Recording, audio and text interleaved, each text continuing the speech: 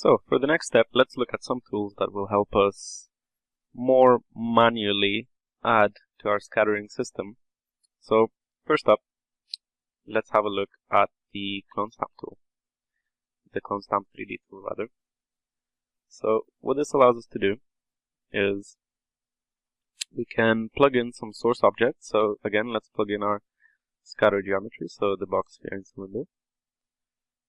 And what we can do basically is click anywhere on the screen and one of the objects from the source list will appear. So this is great when you want to add a single instance of an object to flesh out your scene.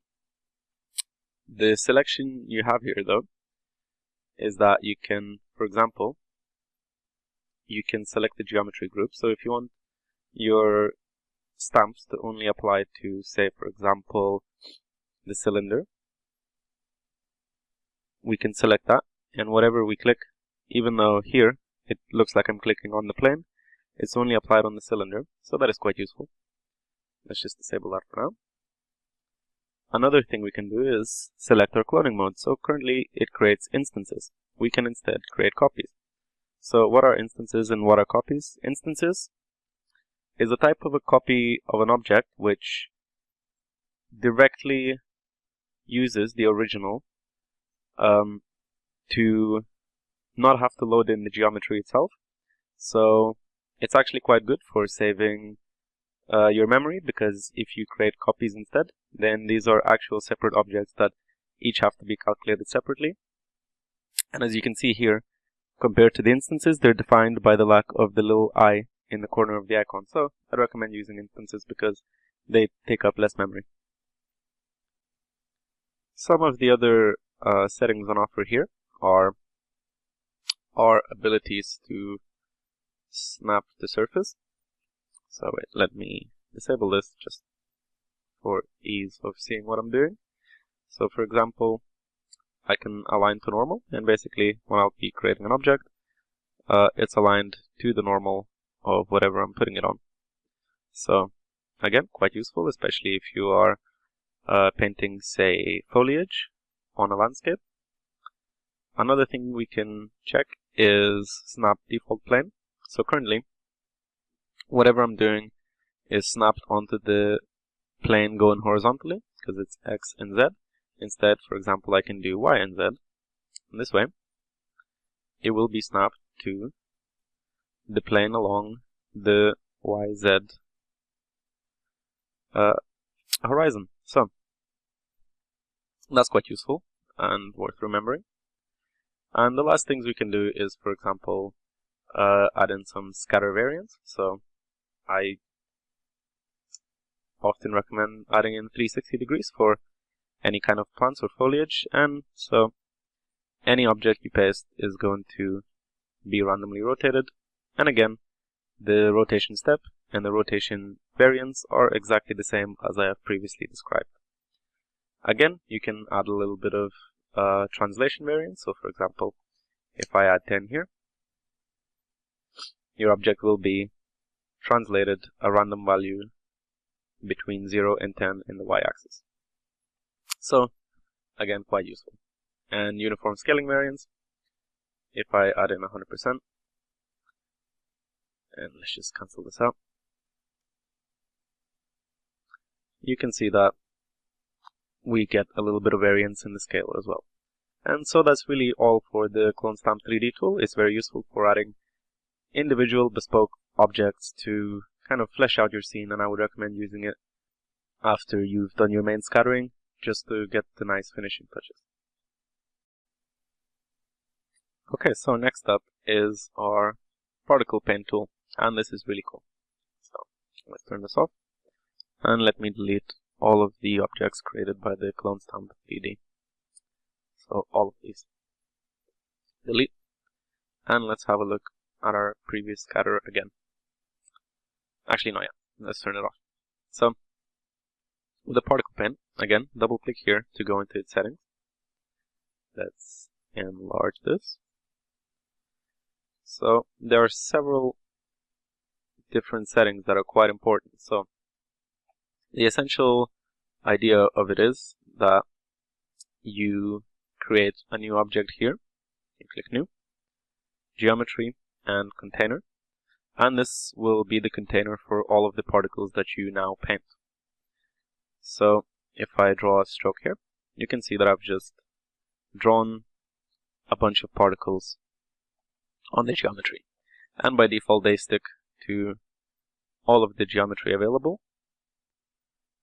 So I can paint on anything that I want in my scene. If I so decide, in the geometry group here, I can just select, again, a single object, and I can just paint on that, and it won't paint on the plane that I have here. However, again, by default, it is set to paint on a plane, in this case, the XZ plane. So we can disable this by here selecting None, and so now I can just paint on the cylinder itself, and nothing else will be affected, and that is quite cool and very useful. So what are the different settings available here in the paint mode? So for example, we have either Sketch or Stamp. So Sketch, as you can see, let me disable this so you can paint on everything. Sketch just allows me to sketch, and Stamp allows me to select where I want to stamp a specific group of particles, and then I release and they stamp there. It will not paint as I drag the cursor. So let's select Sketch again, and here we have several different tool types. There's airbrush, there's paintbrush, and there's eraser. So airbrush, basically we can keep adding more and more particles in one spot, and so you can see here in the middle I've added a lot more than on the edges, and it stacks on top of itself and kind of creates more particles than initially available. Whereas if we select paintbrush, we can brush as much as we want, but it will not affect the density, so it is very good for keeping the number of particles that we have even. Say if you're painting trees in a forest, you don't have to worry about accidentally going over the same spot twice and creating a very dense area. Otherwise, we can use the eraser, and this, as you might guess, allows us to erase certain particles. So this is also extremely useful if, for example, you want to get rid of a specific object that has been scattered that is in the way of your shot, or that is otherwise not what you want. So really cool. Let's just go back into the airbrush, and actually let's get rid of all of these points that I've painted already. So the brush size, the brush density, and the brush fallout can be controlled here. So for example, I can decrease the size to a very small one, or increase it back up to a very large one. And density is how many points appear within your brush. So for example, we can have a lot, or if I set it to 1, we barely have any. And so let's set this to maybe 50. Brush fall off is essentially kind of the softness of your brush as you paint. So again, it affects how spread out your points are. So instead of having to change these values here, what you can do is hold down the middle mouse button, and then as you drag, it increases and decreases the size. Or you can control the fall off by holding down Control and the middle mouse button, and as you can see here, I'm controlling the softness of the brush. Or I can hold down Shift and use the middle mouse button and increase and decrease the density. So that's really cool and really useful to know, and really speeds up the process. If we go down to particle properties, there are some more basic things to know. And again, I'm only explaining the basics of what is needed to create the artwork that I have created, but they should be sufficient for most projects. So you can of course click Surface Normal, and now whatever you paint, the particles will follow the surface normal. So let's just, well, first of all, let's decrease density.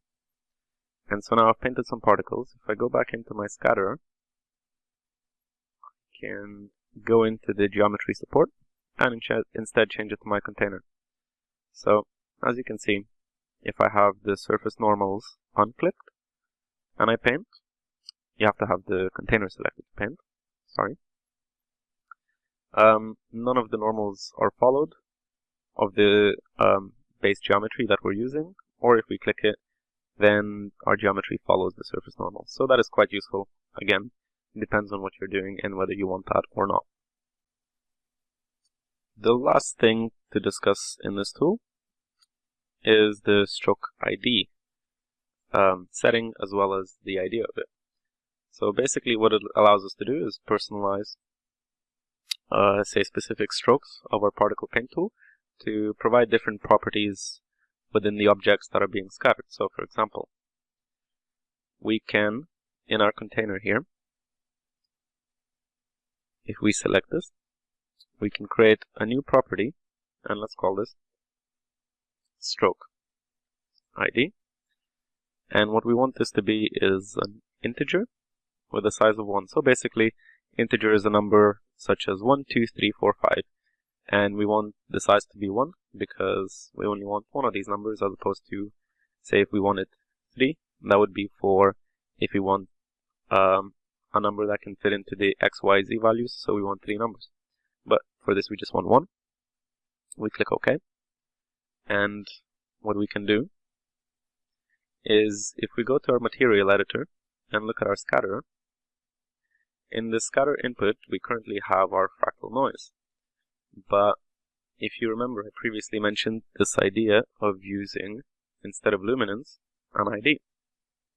So let's use the ID. Let's disconnect this fractal noise that I had here, and let's give these geometries an ID. So currently they're all 0. Let's keep box at 0. Let's change sphere to 1 and cylinder to 2. So now they all have different IDs. And in the material editor, let's create a node called extract property. So texture extract property. And in this, we can select property name. And if we click the little, magnifying glass, and select stroke ID, which is the property we've just created, and plug it into the scatter input, basically now we can determine what kind of object gets created when we paint. So here, let's go enable this, and we want to go to the container and select stroke ID. So when this shows 0, I can just paint and everything will be a box because that was the object with the ID of 0. If I click 1 and I paint now, everything is a sphere. If I select 2 and I paint now, everything is a cylinder. So this gives us quite a lot of control in terms of what we do, and you can have any number of these. Similarly, we can, for example, create a new property and call this scale. And what we want this is to be is a float. So a float is a number that is, for example, 1.1 or 1.5, as opposed to integers, which are 1, 2, 3, 4, 5, that kind of thing. So size of 3, because we have 3 axes, x, y, and z, which can be within scale, or which scale can be, I guess, within, and click OK. And so now we go back to the material editor where we still have the scatterer. And if I just take this extract property and I Control-C, Control-V, copy and paste it, and plug it into the scatter scale, and in the extract property, we select property name scale. So currently, as you see, everything is 0 because nothing has been entered, but here, if I make sure that the value of 1, 1, and 1 is entered here, I can click this button, which allows me to set value for selected properties, and now everything is of size 1. So now, whenever I paint, if I go in the container, I select scale, and say 1, 1, 1, everything I paint will be of scale 1. But if I say set this to 5, the objects I paint will be bigger. So that can be quite useful. And that more or less wraps up the property paint or the particle paint tool. Next up, let's look into the property paint tool and how these two tie together. Okay, so let's click here. And we can see that there are a lot of settings that we're already familiar with. We can set the brush size, the brush strength, the brush fall off. They all work exactly the same way as in the particle paint tool. So, we can adjust these parameters with our middle mouse button and Control and Shift just like that. So the cool things though are that here in the property tab we can select the name of our setting that we would like to adjust and actually change the attributes of pre-existing scattered objects. So for example, if we go to the action setting here, we can choose between set, add, multiply, and erase. So for now, let's select add. And here we have 0, 1, 0, so it'll add 1 to the y value. And if we paint here, we can see that we are adding 1 each time we click on these cylinders, or rather on the particles that generate these cylinders. If I add 1 to everything, you can see that they're getting bigger in all axes. If instead I choose to set and click, the scale of these objects is set to 1.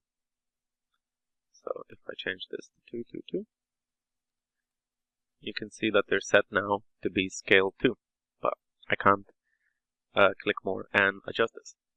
If I select to multiply and again say enter here 2, each time I click this will be multiplied by 2, so it increases very rapidly in terms of scale here.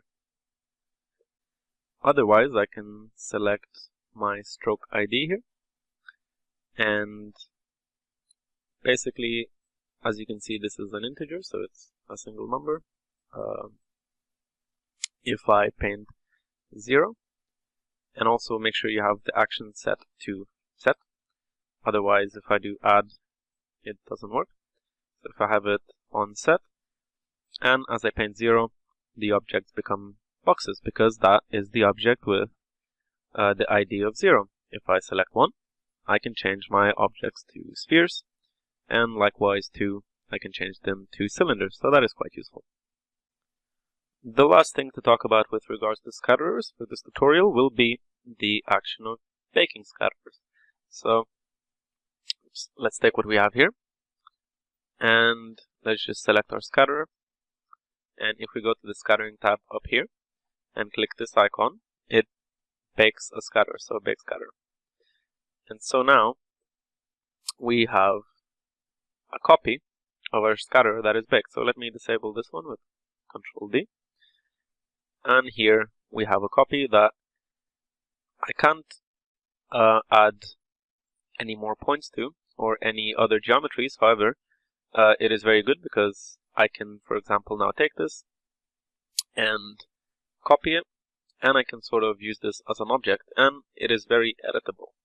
So I do this a lot whenever, say, I'm building a city and I have a block of a city that I've worked out, and then I bake it, maybe adjust some scales, and I can copy and paste it wherever I want, and it's really cool. So it's even more versatile than using the particle container on a non-baked scatterer, because if we go in and click on baked point cloud, we have access to baked IDs, baked rotation, and baked scaling. So here again we can use our particle paint tool, and if you look at baked IDs, if I change anything, these can be changed between the geometries that actually were used in the scatterer. Again, I can go into baked scaling and adjust this. So, sorry, should change that to 2 and all. So that's quite useful again. And also I can access baked rotation. And if I here select, let's do world vector, orientation, and say enter 15 degrees here and leave this at 0 and change to add. Oh, change that again. I can actually rotate the instances that I've scattered. So that is really cool. So that pretty much wraps up the introduction to scattering and all of the sort of basic techniques that I use and I recommend using. And we'll be using these a lot throughout the rest of the project, and I'll revisit them and try to explain them as I go along again, but I thought it would be a good idea to provide this initial explanation of all the techniques so that you have a good understanding once we begin. Okay, so that's it.